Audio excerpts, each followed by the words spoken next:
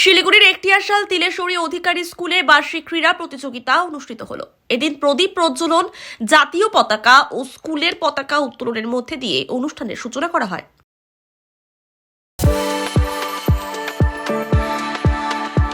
We are the dreamers, the achievers, and the leaders. Come, join us today.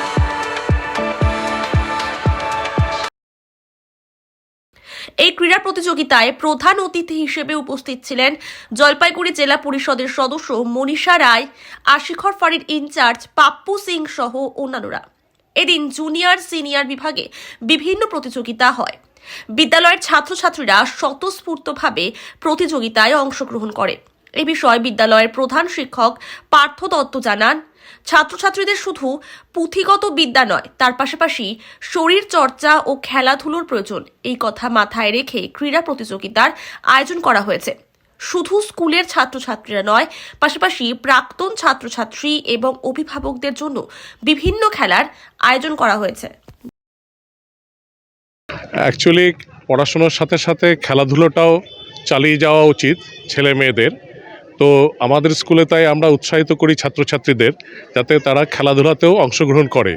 এবং দেখা গিয়েছে বিগত দিনগুলোতে আমাদের স্কুলের ছেলেমেয়েরা খেলাধুলোতে বিশেষ পারদর্শিতা দেখিয়েছে, আমাদের স্কুল লেভেলে, জেলা স্তরে, এমনকি রাজ্য স্তরেও। তো সেই জন্য আমাদের স্কুলে খেলাধুলার চলটা আছে, অনেক স্কুলেই আছে। এবং আমাদের স্কুলে স্পোর্টস ডেও পালন করা হয় প্রত্যেক বছরই।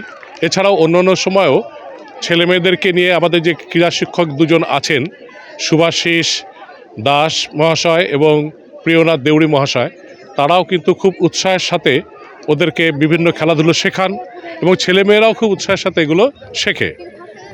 এবং প্রত্যেক বছরই আমরা এই যে স্পোর্টস ডেটাকে একটু মানে বিশেষভাবে পালন করতে চাই। তো সেই জন্য ছেলেমেয়েরাও এই দিনটার জন্য কিন্তু উদ্গ্রীব হয়ে থাকে। তো আজকের দিনে 28শে জানুয়ারি আমরা এই স্পোর্টস ডেটা পালন করছি। অ্যাকচুয়ালি আরও একটু কিছুদিন আগে হলে পরে ভালো হতো, কিন্তু খুব ঠান্ডা থাকলে পরে ওদের একটু অসুবিধা হয়, তাই এই মরশুমটা ওদের জন্য খুব ভালো। তো আজকে প্রায় 26টা ইভেন্টের খেলা হচ্ছে এবং এই 26টা খেলাতে ছেলেরাও এবং মেয়েরা সবাই কিন্তু অংশগ্রহণ করছে। এবং এই খেলাগুলো ছাড়াও আমরা যারা প্রাক্তন স্টুডেন্ট আছে আমাদের স্কুলের, তাদের জন্য খেলাধুলার ব্যবস্থা করেছি। যারা ভলেন্টিয়ার আছে তাদের জন্য খেলাধুলার ব্যবস্থা আছে। এবং যারা গার্জেন আছে আমাদের স্টুডেন্টদের, সেই গার্জেনদের জন্য খেলাধুলার ব্যবস্থা আমাদের স্কুলে করা হয়। তো গার্জেনরাও কিন্তু এই বিশেষ দিনটিতে আমাদের এখানে এসে আমাদেরকে উৎসাহিত করেন।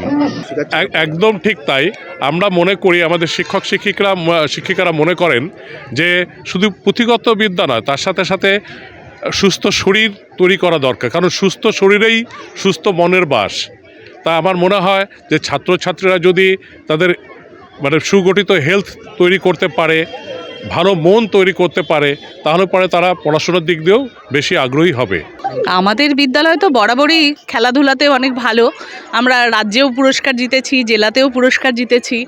তো আমরা সেই চেষ্টাটাই রাখি সব সময়, যে পড়াশোনাটা পুঁথিগত বিদ্যায় তো জীবন চলে না। একটা ছাত্র যাতে সার্বিকভাবে তার শারীরিক এবং মানসিক শক্তিকে বৃদ্ধি করতে পারে এবং দেশের 10-এর একজন হয়ে উঠতে পারে, সেই প্রচেষ্টাতেই আমরা খেলাধুলার উপরেও পড়াশোনার পাশাপাশি সমানভাবে জোর দিয়ে থাকি। হ্যাঁ, আজকে তো ব্যাপক সংখ্যায় আমাদের বিদ্যালয়ে তো 4টি হাউস আছে। 4টি হাউসের সব প্রতিনিধিরাই আজকে উপস্থিত আছে। প্লাস আমরা শিক্ষক শিক্ষিকারাও বিভিন্নভাবে বিভক্ত আর কি সেই 4টি হাউসে। এবং খুব সুন্দর বর্ণাঢ্য পদযাত্রার মানে মার্চ পাস্টের মধ্য দিয়ে আমাদের আজকে স্পোর্টসের সূচনা হলো। প্রত্যেক প্রতিযোগী খুব স্বতঃস্ফূর্তভাবে অংশগ্রহণ করেছে এবং শপথ বাক্যের মধ্য দিয়ে শপথ বাক্য পাঠ করে তারা বিচারকের সিদ্ধান্তকে চূড়ান্ত বলে মেনে নিয়ে উৎসাহ এবং উদ্দীপনার সঙ্গে আজকের প্রতিযোগিতায় অংশ নিচ্ছে।